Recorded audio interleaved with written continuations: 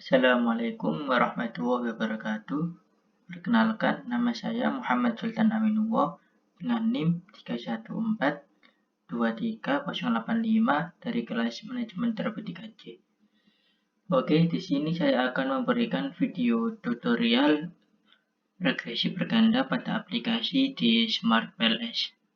Sebelumnya saya sudah menyiapkan aplikasinya Smart PLS. Yakni yang pertama, kita masuk ke New Project untuk memasukkan file data yang kita sudah siapkan. Klik New Project.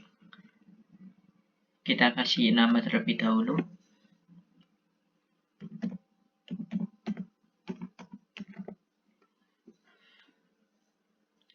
Lalu klik Create. Oh iya, sebelumnya mohon maaf, di sini ada yang tidak bisa ditampilkan di layar, jadi mohon maaf. Oke, selanjutnya kita mengimpor data file. Masukkan data kalian berupa CSV ya. Lalu kita import.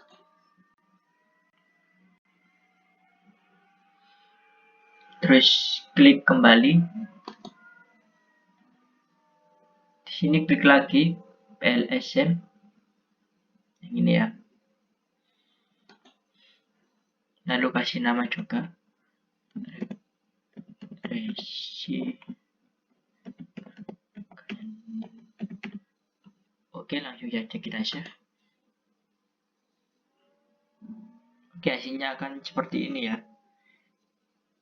Di sini sudah muncul variabel-variabelnya, mulai dari x1.1 sampai y1.5.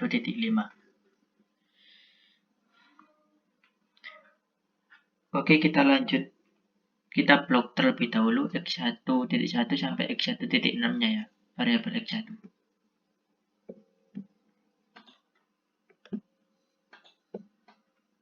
Kita tarik ke sebelah kanan, lalu klik enter.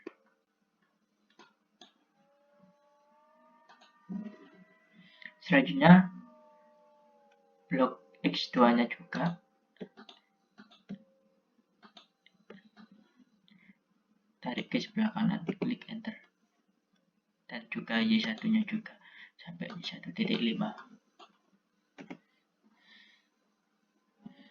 Lalu kita tatakan terlebih dahulu.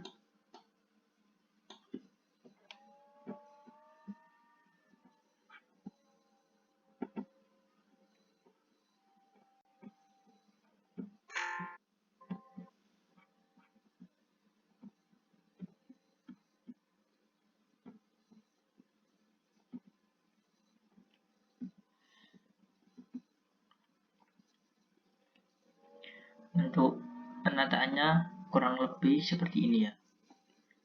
Lalu klik connect yang ini. Hubungkan X1 dengan Y1 dan X2 dengan Y1. Oke, seperti ini sampai berwarna biru. Lanjut, kita pilih yang calculate untuk mulai perhitungan. Yang ini ya. Klik yang PLSM algoritma. Langsung start calculation.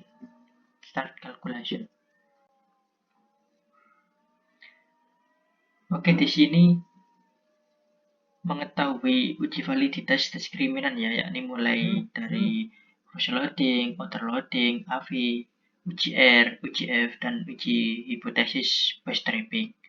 Tapi yang pertama kita ke algoritma terlebih dahulu yang tadi harus diperhitungkan.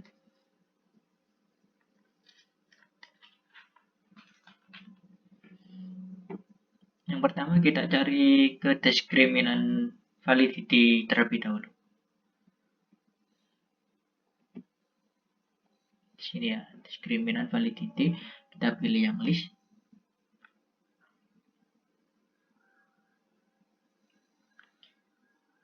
Di sini data saya bisa dilihat yaitu nilai validitas ini dapat terpenuhi apabila nilai HTMT-nya itu lebih kecil dari 0,90. Dan di sini bisa dilihat X2 ke Y1 nilainya 0,668.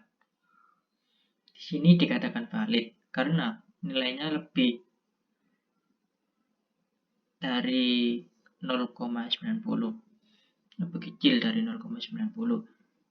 Dan Y1 ke X1 ini dikatakan tidak valid karena kan nilainya lebih besar dari 0,90.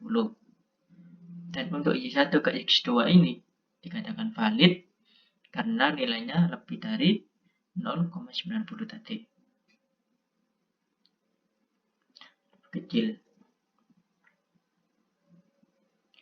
Oke, selanjutnya kita ke crossloading yang ini. Crossloading ini. Untuk crossloading ini dinyatakan terpenuhi apabila crossloading lebih besar dari 0,70. Di sini kita bisa lihat nilai-nilai data saya. Oke, selanjutnya kita ke uji validitas konvergen atau outer loading. Nah, di sini kita pilih yang ini.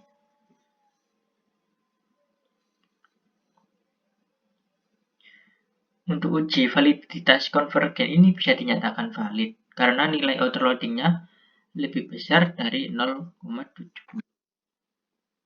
Dan yang tidak valid itu karena nilainya kurang dari 0,70, yakni yang berwarna merah menurut Haier. Jadi di sini dapat disimpulkan bahwa yang valid itu seperti berwarna hijau seperti ini, dan yang merah itu yang tidak valid seperti ini. Di sini yang tidak valid, ya ini ada X1.3, X1.6, X2.3, X2.4, X2.5. Dikarenakan nilainya itu kurang dari 0,70. Maka hasilnya tidak valid atau merah. Selanjutnya ada tabel AV. Kita ke construct reliability and validity yang overview. Uji reliabilitas ini yaitu dengan melihat nilai Cronbach alpha dan composite alpha. Kalau lebih besar dari 0,70 itu dinyatakan valid menurut Haier 2021, dan nilai AV-nya lebih dari 0,50 itu dikatakan valid juga. Bisa dilihat di sini semuanya valid karena nilainya lebih dari 0,70 tadi, lebih besar. Dan yang tidak valid ini yang berwarna merah, yakni kurang dari 0,70. Dan untuk AV-nya valid semua karena lebih besar dari 0,50 tadi. Selanjutnya ada di R-square UCR, yaitu di quality criteria yang ini UCR. Di sini dinyatakan uji koefisien determinan atau R, yakni bisa dikatakan lemah karena nilainya 0,25, dan bisa dikatakan moderat karena nilainya 0,50, dan juga bisa dikatakan kuat yang bernilai 0,70 menurut Joshua F. Haier 2021. Dan kita bisa lihat di sini nilai R-nya 0,718, yakni dikatakan kuat. Selanjutnya uji F-square di sini. UCF square. Di sini UCF ada beberapa kriteria juga, yakni nilai 0,2 yaitu lemah, nilai 0,15 yaitu moderat, dan nilai 0,30 dikatakan kuat. Di sini kita lihat UCF yakni nilai X1 ke Y1 dikatakan karena kan nilainya 1,367 dan X2 ke Y1 dikatakan lemah.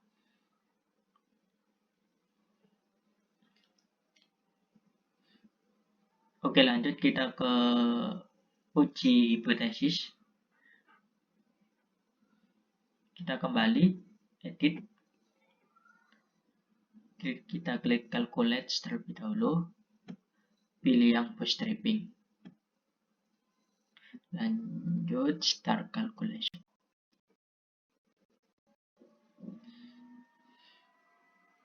Oke, sudah keluar seperti ini.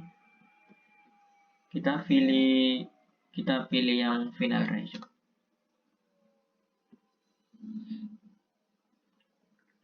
Yang patch coefficient yang ini.